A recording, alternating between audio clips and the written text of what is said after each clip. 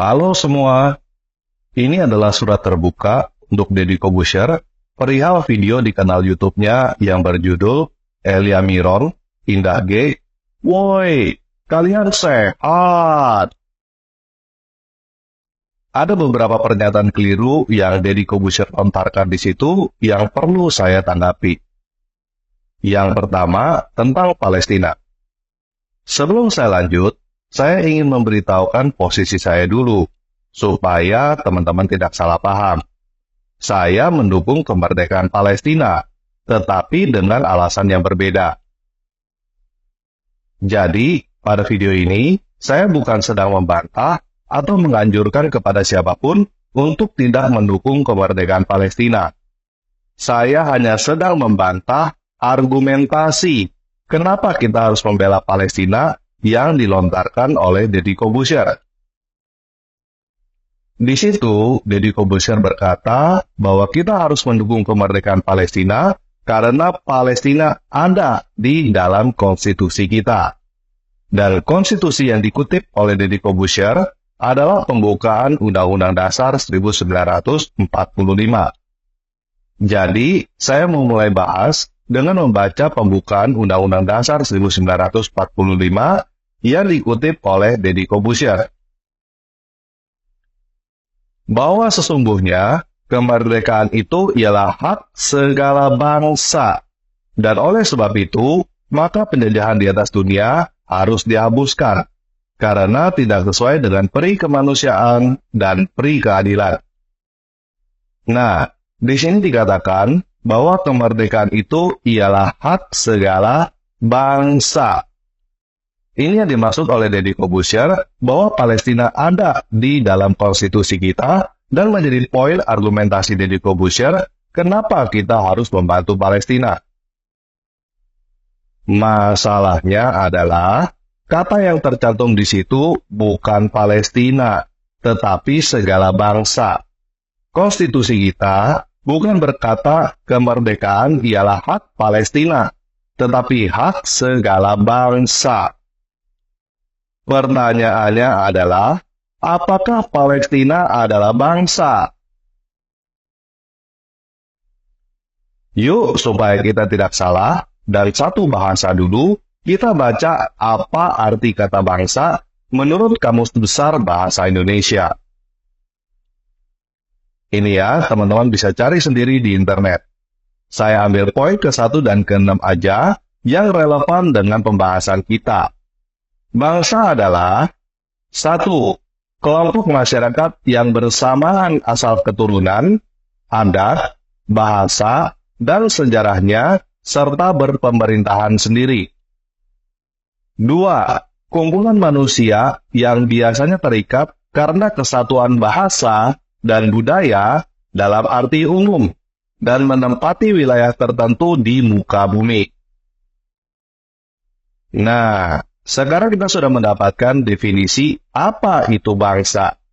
Bukan berdasarkan saya, bukan berdasarkan kamu, tetapi berdasarkan Kamus Besar Bahasa Indonesia. Jadi, kita kembali kepada pertanyaan, apakah Palestina adalah bangsa? Apakah masyarakat yang tinggal di tepi barat dan jalur Gaza itu adalah bangsa Palestina? Coba kita bahas dari poin asal keturunan. Apakah asal keturunan mereka adalah Palestina atau Filistin? Bukan. Asal keturunan mereka adalah Arab. Mereka adalah keturunan Arab yang tinggal di daerah Palestina. Apakah mereka punya adat Palestina? Jawabannya adalah tidak. Mereka tidak punya adat Palestina. Yang mereka punya adalah adat Arab atau adat Islam. Apakah mereka punya bahasa Palestina? Tidak. Tidak ada bahasa Palestina. Bagaimana dengan sejarahnya? Apakah ada catatan sejarah yang bisa membuktikan bahwa orang-orang ini adalah bangsa Palestina? Tidak ada. Bangsa Palestina yang asli atau yang nama lainnya Filistin sudah punah. Palestina yang sekarang itu adalah sebuah wilayah atau daerah, salah satu provinsi Romawi, yang kemudian berkali-kali pindah tangan selama ratusan tahun, lalu menjadi provinsi Ottoman, dan terakhir menjadi wilayah mandat Inggris. Setelah itu, jalur Gaza dijajah oleh Mesir, dan tepi barat dijajah oleh Yordania, dan seterusnya. Sampai pada tanggal 15 November 1988, Palestina baru mendeklarasikan kemerdekaannya. Jadi, apakah Palestina adalah sebuah bangsa? Jawabannya adalah bukan. Mereka bukan keturunan Filistin, tidak punya adat Filistin, tidak punya bahasa Filistin, tidak punya sejarah Filistin. Yuk kita coba arti bangsa menggunakan poin yang ke-6 dari KBBI. Bangsa adalah kumpulan manusia yang biasanya terikat karena kesatuan bahasa dan kebudayaan. Nah, kalau kita pakai definisi ini, seharusnya kita sebut orang-orang yang tinggal di tepi barat dan jalur Gaza itu bangsa apa? Bangsa Arab, bukan bangsa Palestina. Mereka berbahasa Arab dan berbudaya Arab.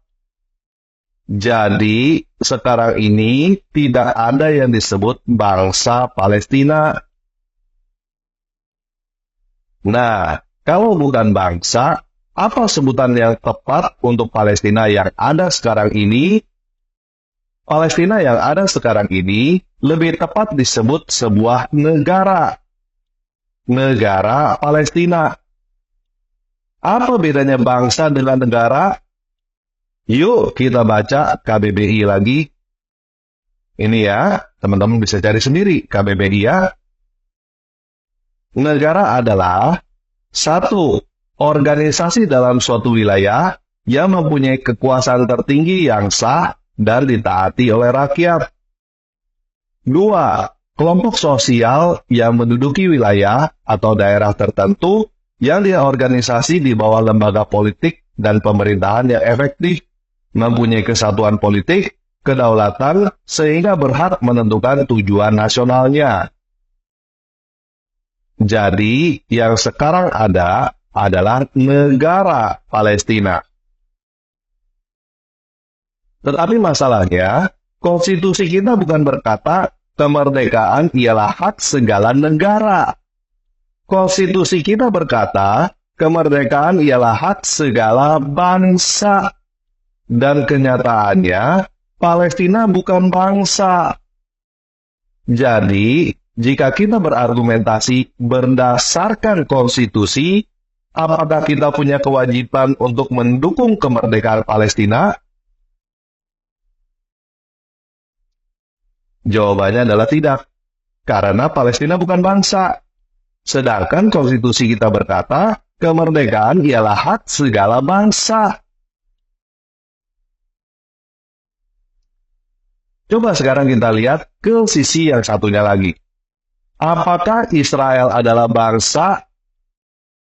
Mereka punya asal keturunan yang jelas dan bahkan tertulis. Mereka punya adat istiadat sendiri. Mereka punya bahasa sendiri. Dan mereka punya sejarah sendiri. Jadi, Israel jelas adalah bangsa.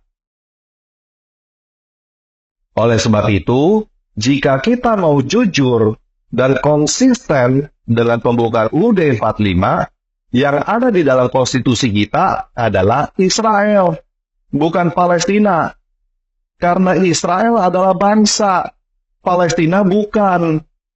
Dan kemerdekaan ialah hak segala bangsa. Jadi, berdasarkan konstitusi pembukaan UUD 1945, yang seharusnya kita bela kemerdekaannya adalah Israel, bukan Palestina. Tetapi kenyataannya sekarang Indonesia terbalik kan? Kenyataannya sekarang ini Indonesia melanggar konstitusinya sendiri kan? Israel yang memang adalah bangsa tidak didukung kemerdekaannya, tetapi Palestina yang bukan bangsa malah didukung kemerdekaannya. Oleh karena itu, kalau mau mendukung kemerdekaan Palestina, berhentilah menggunakan argumentasi cacat logika karena konstitusi. Pakailah argumentasi lain yang lebih tepat, misalnya kemanusiaan, atau perjanjian Camp David, atau perjanjian Oslo. Jelas ya?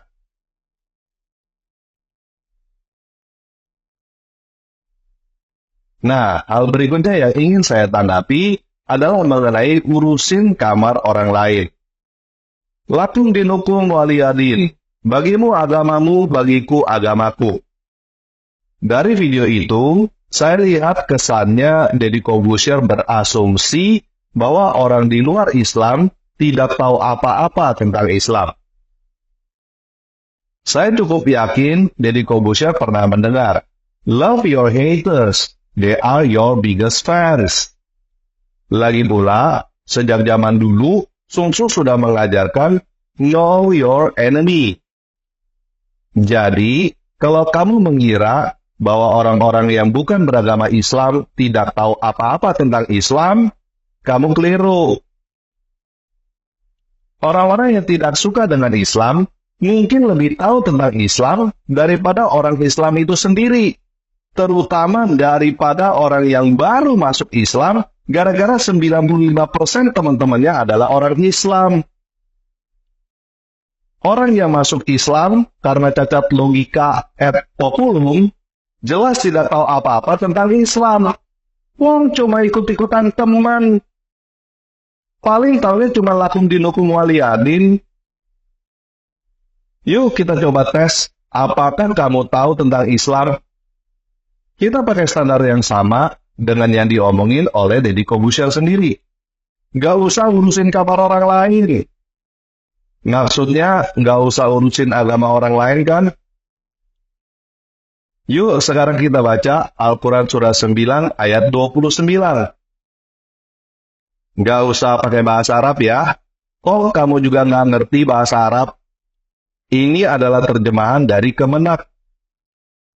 Perangilah orang yang tidak beriman kepada Allah dan hari akhir, tidak mengharamkan dalam kurung menjauhi apa yang diharamkan dalam kurung oleh Allah dan Rasul-Nya, dan tidak mengikuti agama yang hak dalam kurung Islam, yaitu orang-orang yang telah diberi kitab dalam kurung Yahudi dan Nasrani, hingga mereka bayar jizyah dengan patuh dan mereka tunduk. Nah, pertanyaan pertama saya, kamu tahu nggak ayat ini? Dugaan saya sih tidak. Apalagi ketika awal masuk Islam. Karena orang yang tahu ayat ini sebelum masuk Islam, tentunya dia tidak akan mau masuk Islam.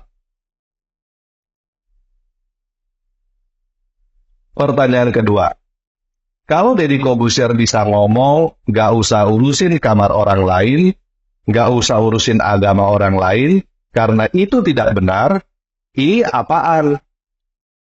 Ini bukan cuma komentar ranjangnya bapuk atau lain sebagainya.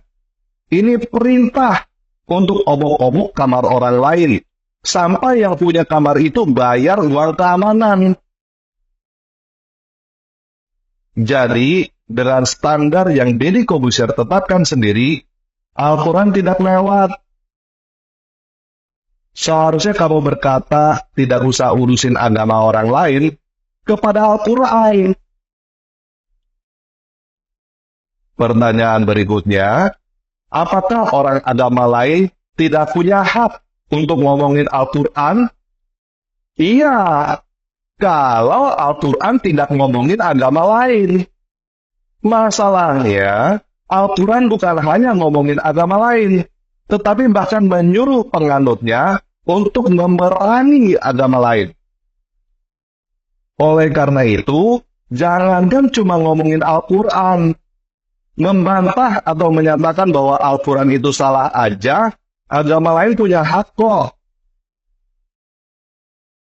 Kamu jangan ngomong ini bukan ajaran agama Islam, atau ini salah tafsir. Ini adalah ayat Al-Quran. Dan udah berapa banyak teroris yang melakukan aksi bom gara-gara mengamalkan ayat ini. Bukan mereka yang salah tafsir, tetapi kamu yang salah tafsir. Kalau kamu mau membantah dengan berkata, tuh banyak orang Islam yang tidak jadi teroris.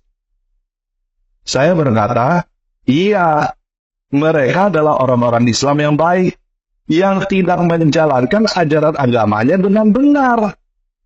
Mereka tidak menjalankan Al-Quran surah 9 ayat 29. Orang Islam yang baik adalah orang Islam yang tidak menjalankan ajaran Islam. Jadi, kamu jangan mengira orang yang tidak beragama Islam tidak tahu apa-apa tentang Islam. Dan kamu juga jangan mengira orang yang tidak beragama Islam tidak punya hak untuk berbicara tentang Islam.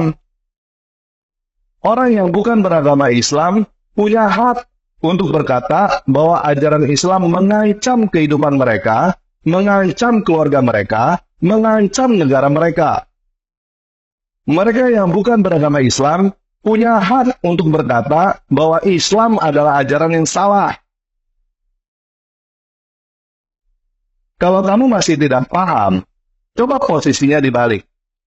Ada agama antah berantah yang punya kitab suci tertulis, perangilah orang Islam sampai mereka bayar upeti. Apakah kamu tidak punya hak untuk ngomongin agama antah berantah itu?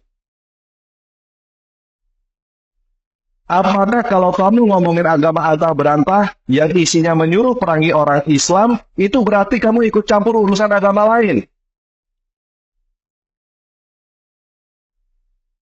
Kalau ada agama antah berantah yang di dalam kitabnya tertulis, perangilah orang Islam sampai mereka bayar upeti, kamu punya hak untuk ngomongin agama itu. Bahkan menyatakan agama itu ngawur. Walaupun misalnya belum ada orang yang pernah memerangi orang Islam sampai mereka bayar upeti berdasarkan ajaran agama itu.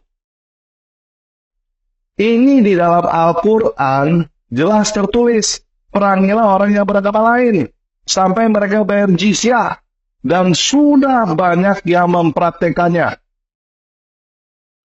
Jadi, kalau kamu berkata jangan urusi agama lain, coba ngomong ke Al-Quran dulu.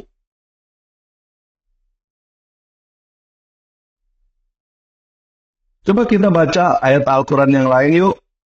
Surah 2 ayat 65, surah 3 ayat 60, dan surah 7 ayat 166. Al-Baqarah ayat 65. Sungguh, kamu benar-benar telah mengetahui orang-orang yang melakukan pelanggaran di antara kamu pada hari Sabat. Lalu kami katakan kepada mereka, jadilah kamu kera yang hina. Al-Maidah ayat 60. Katakanlah dalam kurung Nabi Muhammad, apakah akan aku beritakan kepadamu tentang sesuatu yang lebih buruk pembalasannya daripada itu di sisi Allah? Dalam kurung yaitu balasan orang-orang yang dilaknat dan dimurkai Allah, dalam kurung yang di antara mereka dia jadikan kera dan babi. Dalam kurung di antara mereka ada pula yang menyembah togut. Mereka itu lebih buruk tempatnya dan lebih tersesat dari jalan yang lurus. Al-A'raf 166. Kemudian ketika mereka bersikeras dalam kurung melampaui batas terhadap segala yang dilarang, kami katakan kepada mereka, jadilah kamu kera yang hina.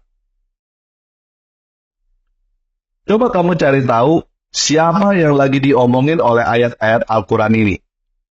Yahudi. Katanya lakum dinukum waliyadin. Kok isi Al-Quran ngomonginnya agama lain melulu ya? Ngomongin Yahudi, Nasrani, Yahudi, Nasrani, Yahudi, Nasrani. Sampai mengutuk orang Yahudi jadi kera dan babi lagi. Coba kamu periksa. Katanya, ayat ini sudah turun gedebuk dari langit selama 1400 tahun dan tidak pernah berubah. Pertanyaannya, ada nggak satu aja orang Yahudi yang menjadi kera karena melanggar hari Sabat? Ini ayat yang kamu percaya loh. Katanya dari Allah SWT loh. Bisakah kamu buktikan ada orang Yahudi yang jadi kera karena melanggar hari Sabat seperti yang dikatakan oleh si kami di dalam Al-Quran? Bisakah kamu membuktikan bahwa Al-Quran benar? Saya sih bisa membuktikan bahwa Al-Quran salah. Saya bisa membuktikan banyak orang Yahudi yang tidak jadi kera karena melanggar hari Sabat. Jadi, pesan saya untuk Deddy Corbuzier, tolong ajarkan lakum dinukum waliyadin itu kepada Tuhanmu yang baru itu dulu ya. Tolong bilangin dia, nggak usah ngomongin Yahudi dan Nasrani mulu di dalam kitabnya. Dia banyak hal ngertinya tentang Yahudi dan Nasrani. Tapi yang lebih baik daripada itu, lebih baik kamu pertanyakan, apakah benar Al-Quran adalah wahyu dari Tuhan? Saya dengar kamu sudah keliling dunia. Saya cukup yakin kamu tahu bahwa matahari tidak terbenam di air yang berlumpur hitam. Seperti yang dikatakan oleh Allah SWT di dalam Al-Quran surah 18 ayat 86.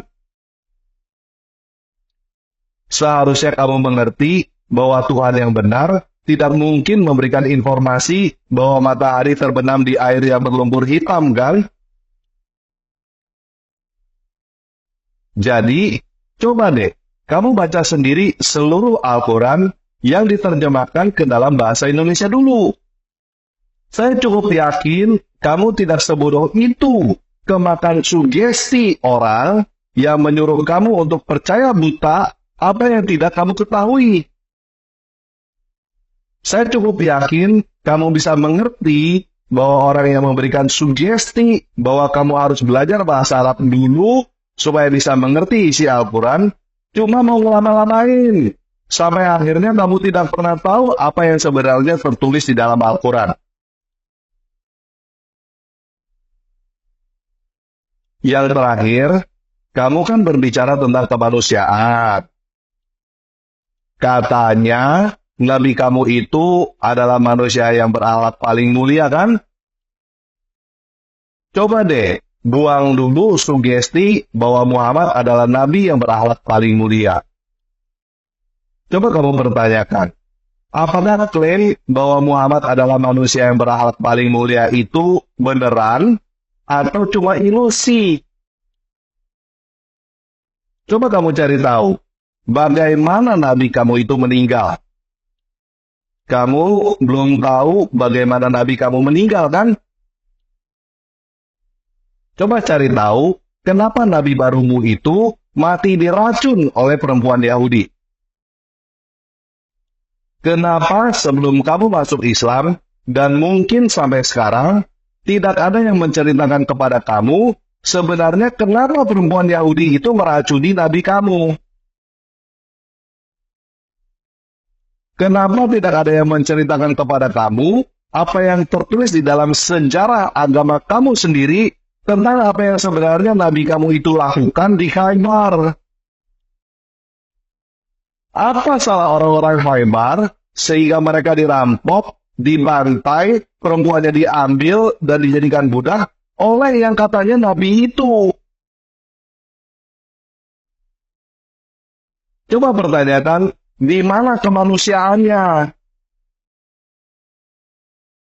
Kalau kamu sudah tahu semua perbuatan yang tidak berperi kemanusiaan itu, dan kamu masih mau mengakal-akali supaya Nabi kamu tetap adalah manusia yang berakhlak paling mulia, supaya sesuai dengan sugesti yang ditanamkan kepada kamu, itu terserah kamu. Tetapi, bagi saya, Masih banyak orang lain yang berakhlak lebih mulia daripada Muhammad. Semoga pesulap terkenal Deddy Corbuzier tidak tertipu oleh sulap agamis. Oke, sekian tanggapan saya. Yesus Kristus masih mengasihi kamu.